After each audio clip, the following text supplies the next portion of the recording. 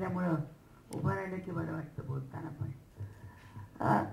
माझा आवाज बसलाय कारण हे बाप्पा मोरया ह्याचं जे शूटिंग झालं त्या शूटिंगच्या स्टुडिओमध्ये इतकी धूळ होती की त्या धुळीनं माझा आवाज बिलकुल बंद करून टाकला.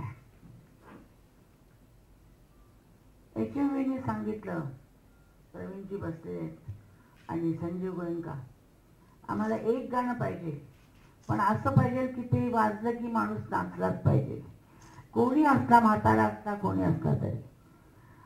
तर मग मी नितीन शंकरला सांगितलं, म्हटलं नितीन तो फार चांगला म्हणजे आल्ला रखाजींच्याकडे शिकलेला आहे, तबला प्रकर्शनिस्ट आहे, सगळं वाजवतो तो.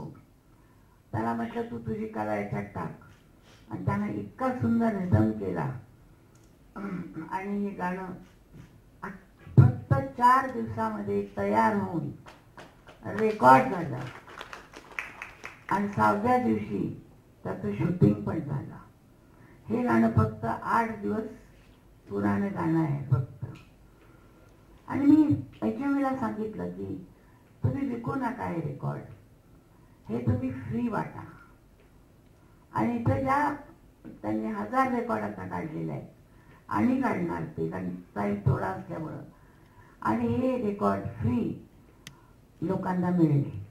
ह्याच्यात माझी नात पण माझ्याबरोबर गाडी आहे, जानाई भोसले, 12 वर्षाची आहे.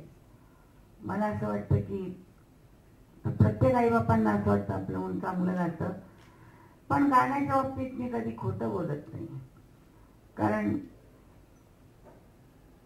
कधीच कोणी खोटं बोलू नये सुराच्या बाबतीत. पण ते अतिशय सुरेल आहे, लय आहे, कारण डान्स शिकल्यामुळे लय आहे. आणि मला असं वाटतं की ती चांगली गाईल. मी असं कधीच म्हणणार नाही की ती आशा भोसले होईल, ती लता मंगेशकर होईल, शमशाद म्हणजे कोणी असं म्हणत नाही. वेगळी होईल, फार चांगली होईल, नवीन जमान्याची काहीतरी होईल. म्हणजे मला असं माझं मत असं की ती फ्युजनमध्ये जाईल. कारण इंग्लिश फार छान गाते, फॉल्सेटो आवाज फार उंच जातो, क्लासिकल शिकते आहे, तर त्यामुळे ती गाणं मिक्स करेल आणि चांगलं गाईल असं मला वाटतं. आणि असं म्हणतात की 3ऱ्या पिढीमध्ये आवाज येतो, कला येते. ती माझी 3री पिढी असल्यामुळं तिच्यामध्ये आवाज आलेला आहे आणि गाण्यामध्ये मला वाटतं ती वर जाईल असं मला वाटतं. पुढं देवाची मर्जी, तो जे देतो लिहून तेच होतं. आणि तुम्हाला हे गाणं आवडेल असं मला वाटतं, कारण आम्ही खूप मेहनतीनं हे गाणं फार लवकर केलेलं आहे. शेलार साहेबांच्याविषयी काय बोलू मी, मित्रच आहेत, जिथं जाईन तिथं भेटतात. त्याला म्हणतात मी आता येतो घरी, पण येत नाही,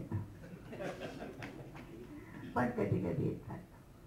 आणि डॉक्टरांच्या विषयी काय बोलू, माझ्या डोळ्यामध्ये काहीतरी झालं होतं, सेकंड ओपिनियन घ्यावं या दृष्टीनं मला माझा मित्र प्रसाद घेऊन गेला. म्हणाला ओपिनियन घ्यावं. तिकडं जाऊन बसले, 10 मिनिटात त्यांनी माझ्या डोळ्याचं ऑपरेशन पण करून टाकलं. आणि स्वतः दुसऱ्या दिवशी माझ्या घरी येऊन माझ्या डोळ्याची पट्टी काढली. एवढे मोठे डॉक्टर माझ्या घरी आले, माझ्या डोळ्याची पट्टी काढली, औषधं दिली आणि आज माझा डोळा चांगला झाला आहे. चांगली माणसं भेटली आयुष्यात, थोडी मिळाली पण खरी आणि चांगली मिळाली. प्रसाद, अनिल अनिल शेलार साहेब, नित्यंत काय घरचं आहे. डॉक्टर जसे भेटले, हे आता मला नवीन डॉक्टर नवीन मला भेटलेले, म्हणजे अलीकडंच 15 दिवसात. तर मला असं वाटतं की थोडी माणसं भेटावी, छान भेटावी, खरी भेटावी, आयुष्य सुधरून जातं. 15,000 माणसांची गरज नसते. माझा या लोकांना खूप खूप प्रेमाचा नमस्कार, आशीर्वाद. वयानं माझ्यापेक्षा सगळे छोटे आहेत. आता या सप्टेंबर 8ला 82 मध्ये मी जाणार आणि